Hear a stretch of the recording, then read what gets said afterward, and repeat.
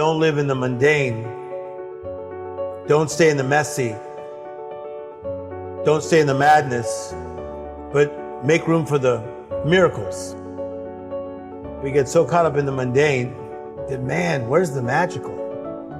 When we were kids, it was like, can we play? No, but you got to clean your room. But then can I play? Remember, we were always looking for magic. When I went to Disneyland as a 7-year-old and I saw Tomorrowland, Frontierland, and I saw all these different lands, and I saw Mickey Mouse up close, Donald Duck up close, the fireworks show at 9:30 at night, my life changed. It was all about a different perspective.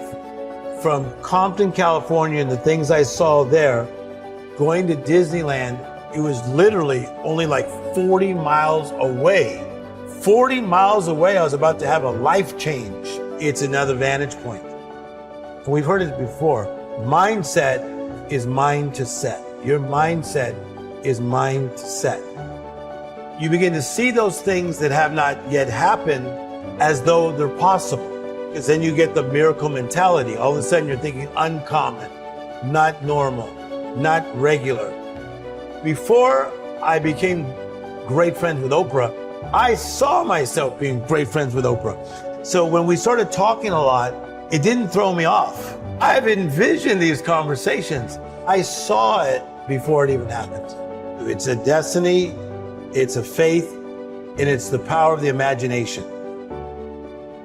When Robert Downey was working on some of his projects, he did not see Iron Man coming. You never know when you will become a superhero. And that's the beauty of life.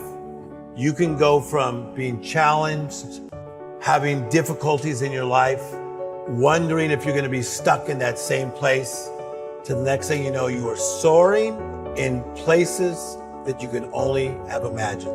I simply align myself and then I cooperate with what life is asking me to do.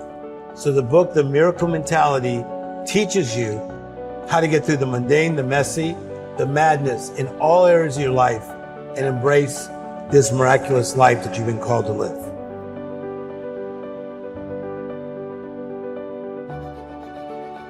I don't see anybody as different. I just see them as human beings that need to turn a setback to a comeback. Part of problem solving is you have to listen first, and a lot of people don't listen. They're just looking to try to fix somebody or give an answer. So when somebody has a setback, what happens to them, most times they go very singular. They go really inward. So if they go through a divorce, they go very inward, or they lost their job, they go inward. Anxiety or depression, pandemic, they go very inward. But when you have a setback, the first thing you got to do is you got to become awake.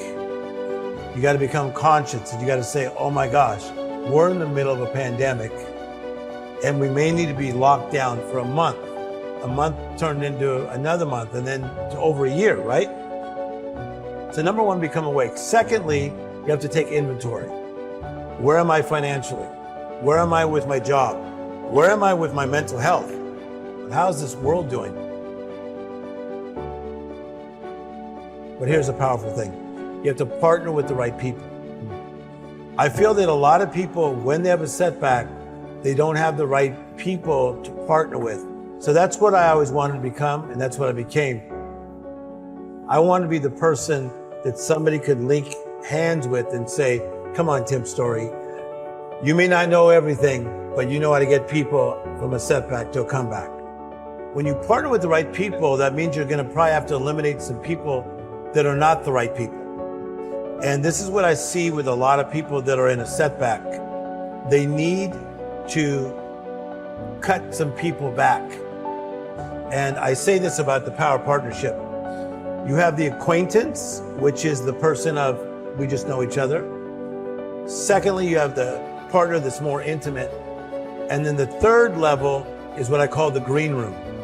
The green room is that place that you go to that you are allowed to invite who you want in that green room. But they better be people of power, people of substance, people of a similar mindset and a mood set and motives that really strengthen you. Mindset to me is it's a perspective, it's a point of view, it's another vantage point. It's about in the midst of the mundane, the mess, and sometimes the madness that we can get back to magical living. I think you got to prosper where you're planted. Like if you are a freshman in college, prosper where you're planted. Don't always be looking at what I'm going to do when I'm going to graduate. Be in your freshman year. Be present in your sophomore year. Be present in your junior year. Present in your senior year. So as you prosper where you're planted, you're going to love this. And you build your spot.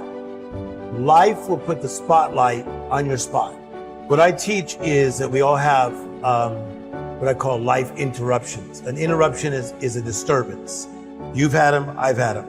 It could be when somebody's young and they get ill, or in this case, my father passed. So it's a life interruption. And then when most people have that life interruption or setback, they don't know how to get out of it. And so that's one thing that I think created a calling in me, that I wanted to help more people that had life interruptions find a way up and out.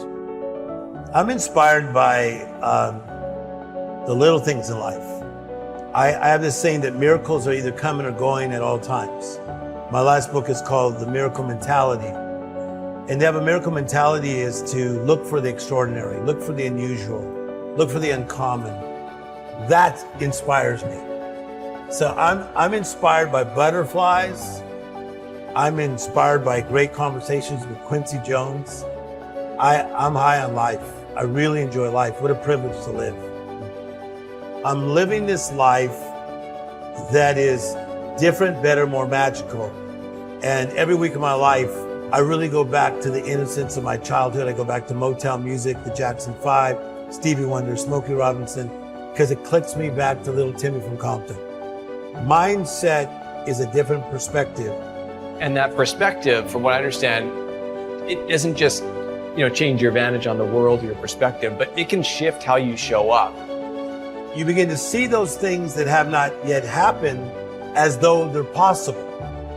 A lot of people, they just think about manifesting something, but in the law of the harvest, I teach you got to plow the ground, you got to plant the right seed, then you got to water the seed, which is repetition, and then you'll reap the harvest. And I feel that some people, they get really frustrated in the plowing, the planting, and the watering, but they don't realize that payday's on its way. Prosper where you're planted. Life will put the spotlight on your spot.